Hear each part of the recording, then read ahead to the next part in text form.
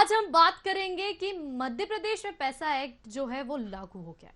जी हां, मध्य प्रदेश में पैसा एक्ट लागू हो गया है। राष्ट्रपति द्रौपदी मुर्मू की मौजूदगी में शहडोल में जनजातीय गौरव दिवस कार्यक्रम में जनजातीय समुदाय के हित में पैसा एक्ट लागू किया गया है। पैसा नियम राज्य के शहरों में नहीं बल्कि उन 89 ब्लॉक के गांवों में लागू होंगे जहां जनजातीय आबादी अधिक है। इसके साथ ही मध्य प्रदेश ये कानून लागू करने वाला देश का 7वां राज्य बन चुका है। इससे पहले हिमाचल प्रदेश, आंध्र प्रदेश, तेलंगाना, राजस्थान, गुजरात और महाराष्ट्र ने भी पैसा कानून बनाया है। इस कानून का उद्देश्य जनजातीय समाज को स्वशासन प्रदान करने के साथ ही ग्राम सभाओं को सभी गतिविधियों का मुख्य केंद्र बनाना है। पैसा कानून क्या है? आदिवासी के लिए बने कानून की रीढ़ माने जाने वाले पैसा एक्ट के तहत आदिवासियों की पारंपरिक प्रणाली को मान्यता दी गई। केंद्र ने पंचायत अधिनियम 1996 कानून लागू किया है। 24 दिसंबर 1996 को पैसा कानून देश में लागू हुआ था, लेकिन देश में सबसे अधिक आदिवासियों के घर यानी मध्य प्रदेश में कानून लागू नहीं हो सका। अब बात करते हैं पैसा कानून की। जमीन का अधिकार। मुख्यमंत्री शिवराज सिंह चौहान ने कहा, जमीन, जंगल, जल खदानें भगवान ने सबके लिए बनाई है, हम सबकी है। पैसे कानून के तहत हमने जो नियम बनाए हैं उसमें जल, जंगल, जमीन का अधिकार आपको दिया जा रहा है। हर साल गांव की जमीन, उसका नक्शा, वन क्षेत्र का नक्शा, खसरे की नकल, पटवारी या फिर बीट गार्ड को गांव में लाकर ग्राम सभा को दिखानी है, ताकि जमीनों में हेरफेर ना हो। नामों में गलती है तो यह ग्राम सभा को उसे ठीक कराने का अधिकार है। किसी भी प्रोजेक्ट, बांध और किसी काम में के लिए हमारे गांव की जमीन ली जाती है, लेकिन ग्राम सभा की अनुमति के बिना ऐसा नहीं हो सकेगा। पैसा कानून के जरिए ग्राम सभाओं को और अधिक अधिकार मिले। गैर जनजातीय व्यक्ति या कोई भी अन्य व्यक्ति छल कपट से बहला फुसलाकर विवाह करके जनजातीय भाई बहनों की जमीन पर गलत तरीके से कब्जा कर खरीदने की कोशिश करे तो ग्राम सभा इसमें हस्तक्षेप कर सकती है। जल का अधिकार।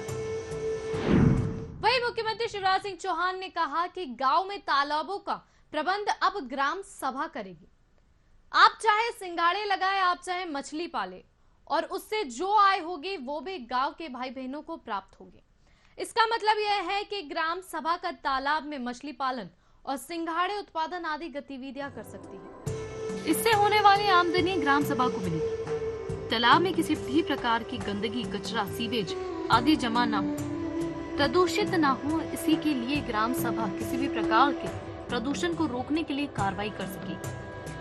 100 एकड़ तक की सिंचाई क्षमता के तालाब और जलाशय का प्रबंध संबंधित ग्राम पंचायत कर सकेगी। जंगल का अधिकार। जंगल के अधिकार को लेकर मुख्यमंत्री शिवराज सिंह चौहान ने कहा कि तेंदुपत्ता तोड़ने और बेचने का अधिकार भी ग्राम सभा को दिया जाएगा। गांव में मनरेगा और अन्य कामों के लिए आने वाले धन से कौन सा काम किया जाएगा, इसे पंचायत सचिव नहीं बल्कि ग्राम सभा तय करेगी। इसका मतलब है कि ग्राम सभा अपने इलाके में और एक समिति गठित कर वनोपजों जैसे अचार, गुठली, करंज बीज, महुआ, लाख, गोंद का संग्रह, मार्केटिंग और बिक्री कर सकेगी। एक से अधिक ग्राम सभा भी मिलकर ये काम कर सकती है।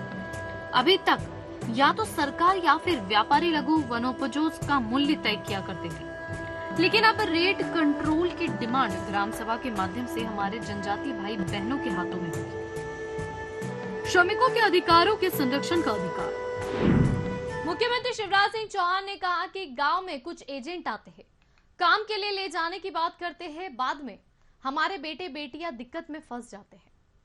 पैसा के नियम आपको अधिकार दे रहे हैं कि हमारे गांव से कोई बेटा बेटी जाएगा तो ले जाने वाले को पहले ग्राम सभा को बताना होगा।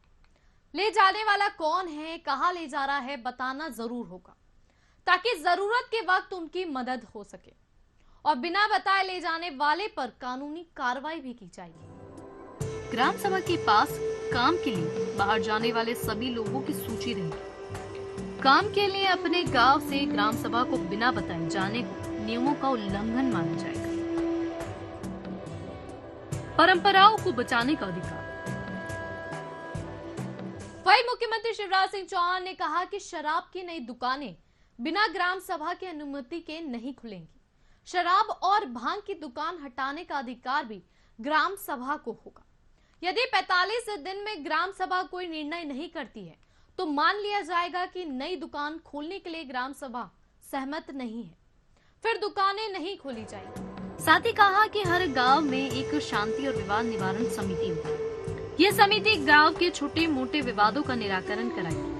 इस समिति में कम से कम 1/3 सदस्य महिलाएं होंगी। यदि ग्राम के किसी व्यक्ति के खिलाफ FIR दर्ज होगी तो उसकी सूचना पुलिस थाना तत्काल गांव की शांति और विवाद निवारण समिति को देगी।